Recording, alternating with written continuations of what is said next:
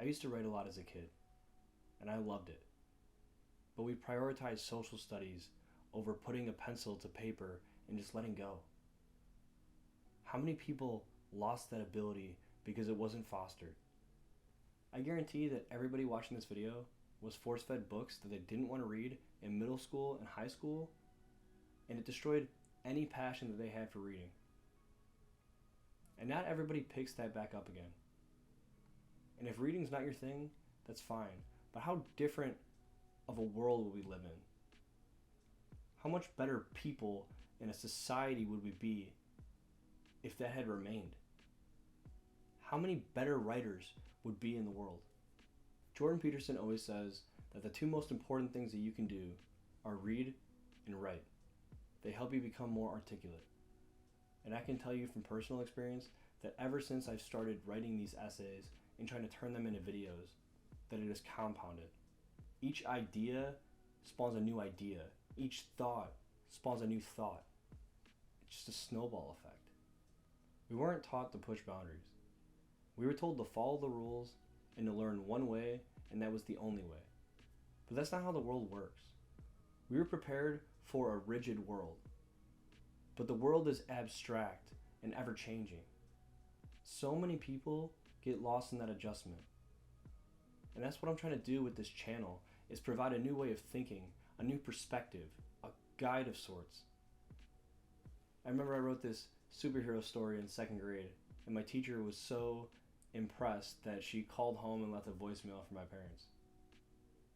I remember that moment, that feeling, because I had created something that nobody else could. It came from my mind. And that was different than acing a test, because that was just a performance. That wasn't creation. This was different. In 6th grade, I wrote a story about a character's soul splitting and how that pulled him both ways. In 6th grade, I wrote about something like that. Somewhere along the way, that was lost. And I guess now you can say that it was just buried, but still that innocence, that world that I created for myself, isn't there. There wasn't enough time in the day. It wasn't nurtured. There was school, homework, sports, video games. There's an entire lost generation of creatives out there, just like me. People who want to write, read, paint, play music, whatever it is. Don't let it die. You have time. Pick up that guitar, that brush, that pen, that book. Create something no one else can. Create that world for yourself that you weren't given the opportunity to.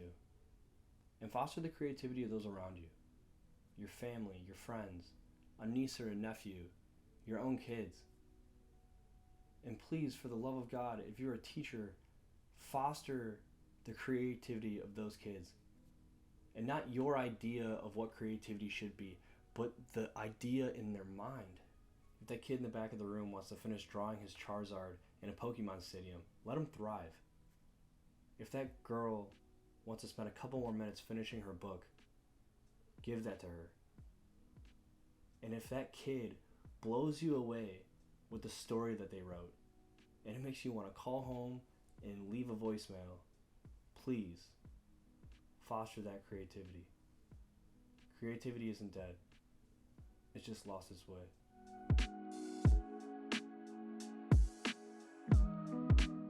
If you enjoyed the video, please hit the like button. It helps me out a ton. If you're new here, my name is Matt. I talk about my journey through life and try to teach you a thing or two to help you become the best version of yourself.